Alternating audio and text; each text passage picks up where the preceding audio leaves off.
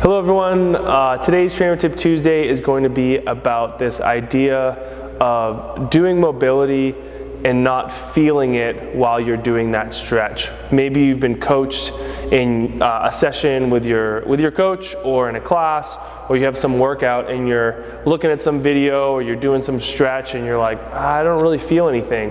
And a lot of the times people do feel something in the stretch, but sometimes you might be mobile or flexible in a position where you don't feel it.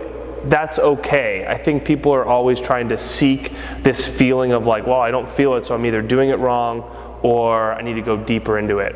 Of course, you can progress different mobility exercises or stretches, but it might not really need to be the case. If you're mobile enough in the hips or the shoulders or whatever stretch you're doing, then just remind your body to continue to be really good at it, because the saying goes with that is if you don't move it, you lose it. And so I think a very classic example of this, and I'm going to show you something I'm actually quite poor at, and one that usually a lot of people are actually pretty darn good at, and it's the fire log stretch, okay? And so with the fire log stretch, we have people get down on their butt on a mat or on the floor, and you just stack an ankle over the knee, and you're gonna see I'm pretty tight here, right? So, and I've worked on this, like I used to be like way up here, and now I can kind of get myself into somewhat comfy position, but I'm not even close to being in that full fire log position.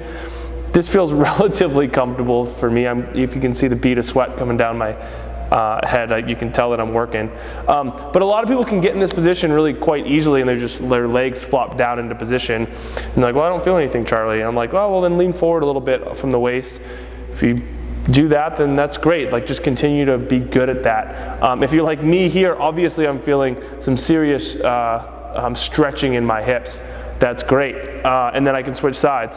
So I think my point here is that with the stretching, you're going to find at different joints and different angles, you're going to be mobile in one regard and maybe not mobile in another position. So you don't always have to feel the stretch for it to be good for you, and you don't have to do any sort of crazy progressions on anything unless you're going to be in like some sort of Cirque du Soleil acrobatic routine. You only need to be mobile enough to do the things that you're requiring your body to do in everyday life or in your performances.